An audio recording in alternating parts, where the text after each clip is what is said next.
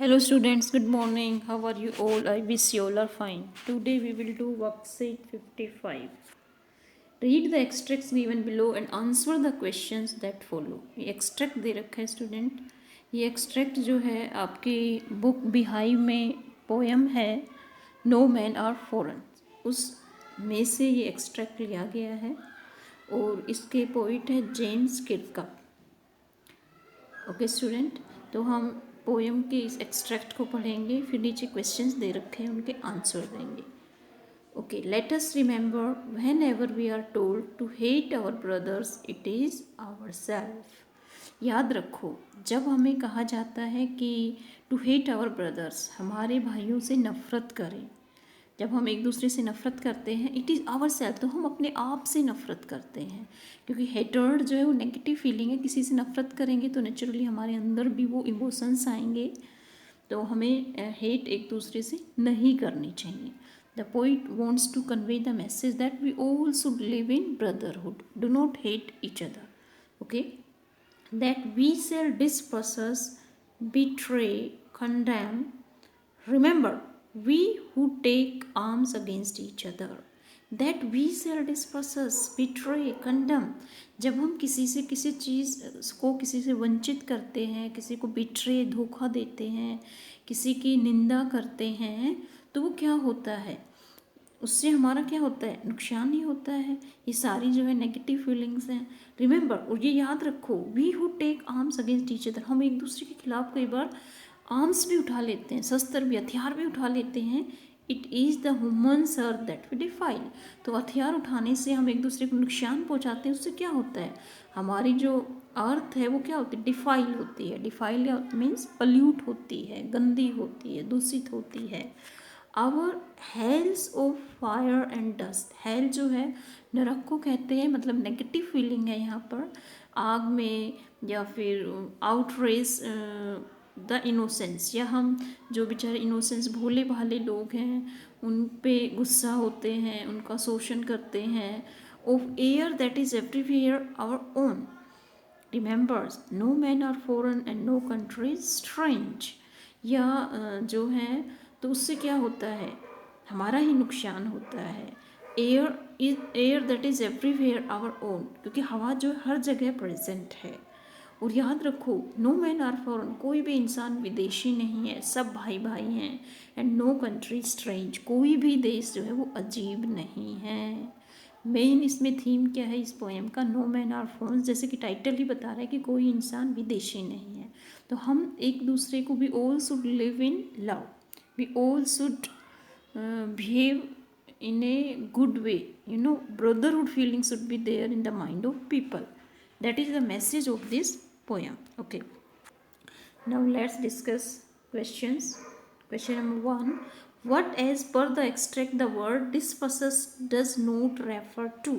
डिस्पसेस क्या होता है, डिस्पसेस होता है स्टूडेंट्स डिप्राइव करना, किसी की वंचित करना, किसी को चीज़ से बेदखल करना, वो होता है डिस्पसेस. तो इसमें कौन सा वर्ड है जिसका मीनिंग डिस्पसेस नहीं है, मतलब जो डिस्पसेस का सिमिलर वर्ड्स नहीं है, सिनोनिम्स नहीं है. डिप्राइव होता है यस, स्ट्रिप भी होता है, डिस्पोजेज ऑफ का मीनिंग स्ट्रिप भी होता है, रोब भी होता है, लूटना जो होता है.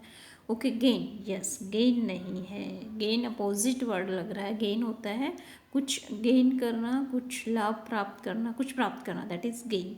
और डिस्पोसेस क्या होता है, कोई चीज़ हम रखते हैं उसको देना, बेदखल करना, छीना झपटी करना, दैट इज डिस्पोसेस, डिप्राइव करना किसी को. Okay, now next one is the poet says that by raising arms against each other, हम एक दूसरे के खिलाफ जो शस्त्र यूज़ करते हैं, आर्म्स यूज़ करते हैं, we will win the war.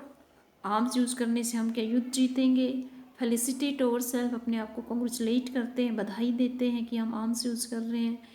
Tent our land, yes, taint होता है पल्यूट, हम अपनी अर्थ को, लैंड को गंदा कर रहे हैं. तो इसका आंसर है सी, टेंट आवर लैंड.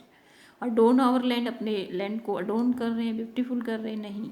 तो इसका C option is correct, taint our land, हम अपनी भूमि को दूषित कर रहे हैं by raising arms against each other, एक दूसरे के खिलाफ जो है हथियार यूज़ करते हैं. Okay, now next question 3, the poet doesn't want to spread the message of through the poem. The poet doesn't want to, देखो नेगेटिव सेंटेंस है। द पोइट नहीं ये मैसेज स्प्रेड करना नहीं चाहता इस पोएम के थ्रू। किसका मैसेज? पीस करना चाहता है, लव का भी करना चाहता है, हेटर्ड का नहीं करना चाहता। तो इसका आंसर है सी, हेटर्ड। ब्रदरहुड करना चाहता है कि भाईचारे से हम रहे।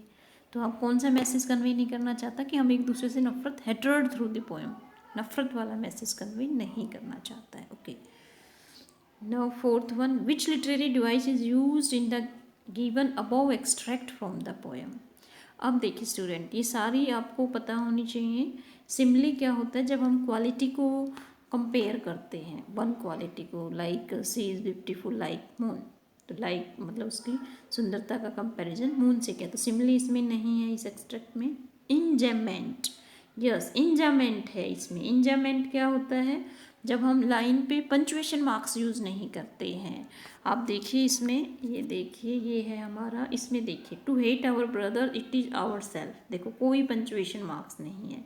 और यहाँ पर भी नहीं है, whenever we are told to hate our brother it is our self. Our self के बाद फुल स्टॉप आना था, लेकिन यहाँ पे कुछ भी नहीं है।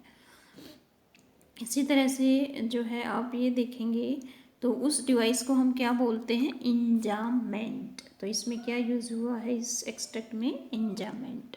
अलिट्रेशन आपको पता ही है, जिसको हम हिंदी में अनुप्रास अलंकार कहते हैं। सेम साउंड रिपीट होती है, वो भी नहीं है। राइम स्कीम भी नहीं है इसमें। तो इसका आंसर है enjambment. Okay, now fifth one, the last line of the stanza, no man are foreign and no country is strange. कोई इंसान विदेशी नहीं है, कोई देश जो है अजनबी अजीब नहीं है। Intends to tell us that, तो इसमें क्या इंटेंशन है इस लाइन में? इसका क्या मीनिंग है? We live in different country, हम अलग अलग देशों में रहते हैं। We are all stranger for each other, हम एक दूसरे के लिए अजनबी है। We are all human beings, हम सब ह्यूमन बींग्स हैं। Yes, this is the correct answer, C1। हम सब क्या है? ह्यूमन बींग्स है। चाहे कोई किसी दूसरे कंट्री में रहे, लेकिन वो ह्यूमन बींग है, इंसान है। ओके, तो फिफ्थ का करेक्ट आंसर होगा C, we are all human being. तो स्टूडेंट, ये वर्कशीट आपको समझ में आ गई होगी। Thank you for watching, have a nice day.